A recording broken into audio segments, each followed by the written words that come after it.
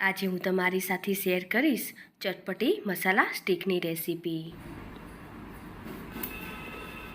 આ મસાલા સ્ટીક આપણે એક પણ લોટનો ઉપયોગ કર્યા વગર બનાવીશું અને એકદમ ક્રિસ્પી અને એકદમ સરસ બનશે।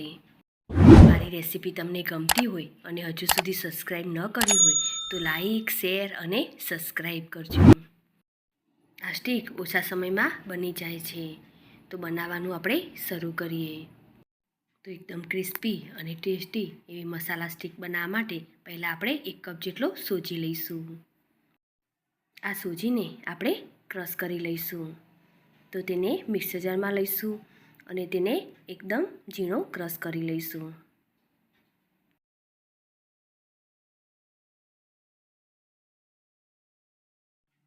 આ રીતે તેને આપણે સરસ એવું ક્રશ કરી લીધું છે। હવે તેને આપણે એક મિક્સિંગ બાઉલમાં કાઢી લઈશું। હવે તેમાં આપણે સ્વાદ પ્રમાણે મીઠું ઉમેરીશું।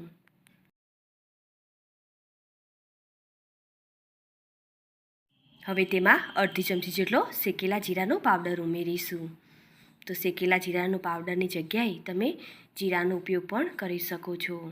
હવે તેમાં 2 ચમચી જેટલું ઘી ઉમેરીશું અને બધી જ વસ્તુને સરસ રીતે આપણે મિક્સ કરી લઈશું।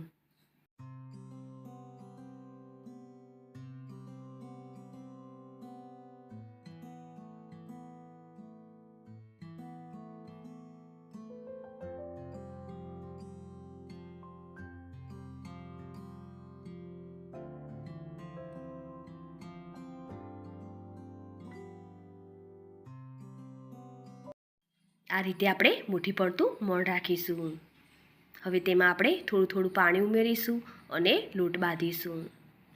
અહીં આપણે લોટ બાંધવા માટે ગરમ પાણીનો ઉપયોગ કરીશું।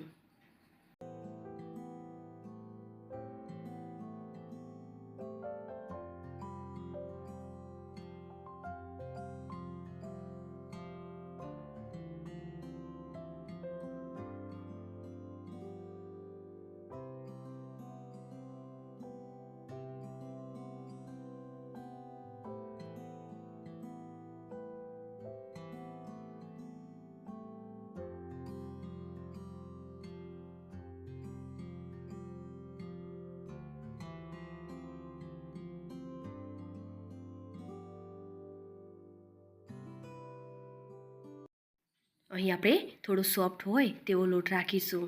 થોડી વાર માટે તેને મૂકી રાખીશું એટલે સોજી થોડી ફૂલશે અને લોટ થોડો કઠણ થઈ જશે। હવે તેને ઢાંકીને આપણે 5 મિનિટ માટે રેસ્ટ આપીશું। હવે તેના માટે એક મસાલો બનાવીશું। તો તેના માટે અડધી ચમચી જેટલો સંચર પાવડર, અડધી ચમચી જેટલો લાલ મરચું પાવડર, અડધી ચમચી જેટલો ચાટ મસાલો અને અડધી ચમચી જેટલો શેકેલા જીરાનો પાવડર લઈશું અને તેને મિક્સ કરી દઈશું। મસાલો આપણો તૈયાર છે।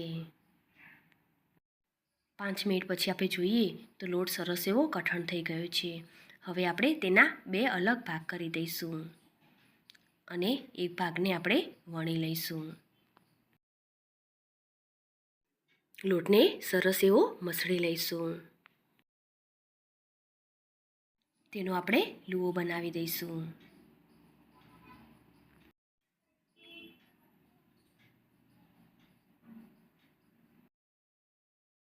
હવે તેને આપણે વણી લઈશું।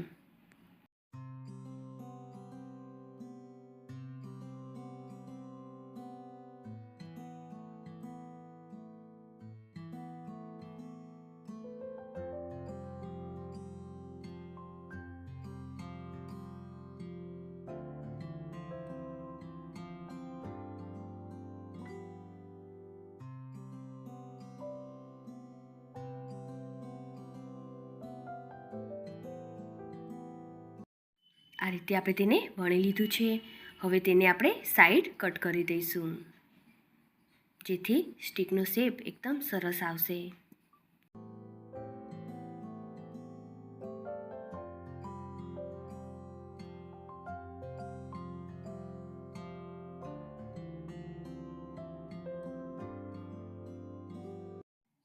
હવે તેને આ રીતે આપણે સ્ટીકના શેપમાં કટ કરી લઈશું।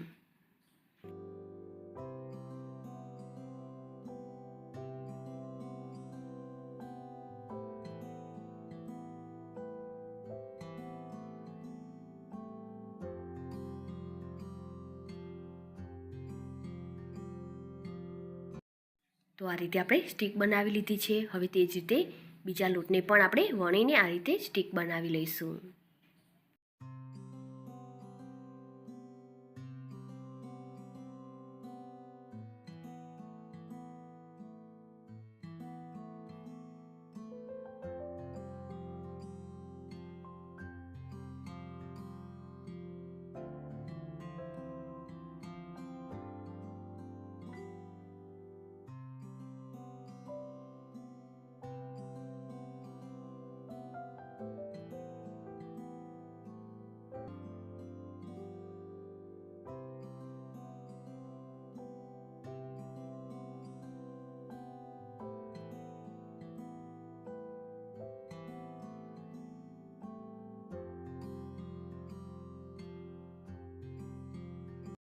હવે આ બધી સ્ટીકને આપણે તળી લઈશું.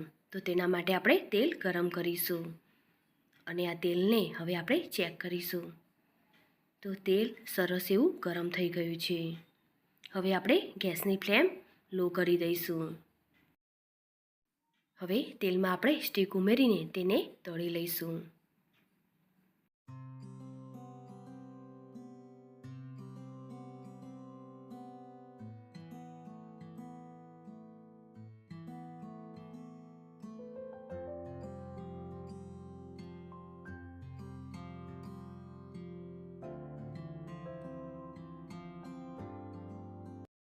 થોડીવાર પછી આપણે તેની સાઈડ ચેન્જ કરીશું.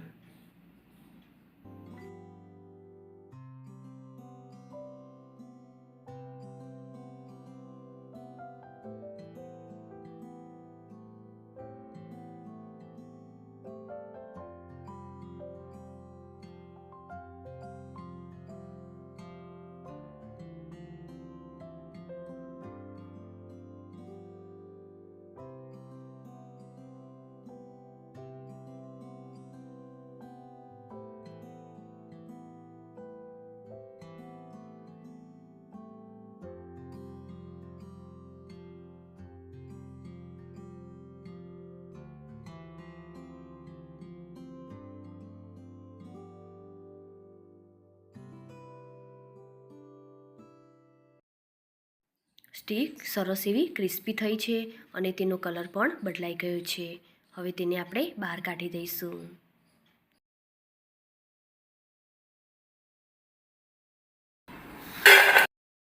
હવે આ સ્ટીક ઉપર આપણે જે મસાલો બનાવ્યો છે તે ઉમેરીને સરસ રીતે તેને મિક્સ કરી દઈશું. જેમ જેમ આપણે સ્ટીક તળીએ તેમ તેમ થોડો થોડો આ રીતે આપણે મસાલો ઉમેરીશું. તે જ રીતે આપણે બીજી સ્ટીકને પણ તળી લઈશું.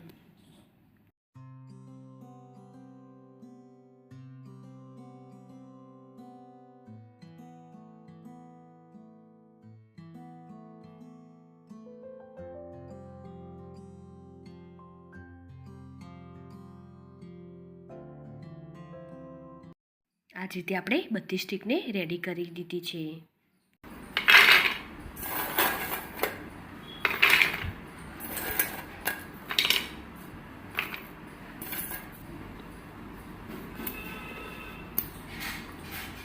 તો તૈયાર છે એકદમ ટેસ્ટી, ક્રિસ્પી અને મસાલેદાર એવી ચટપટી મસાલા સ્ટીક.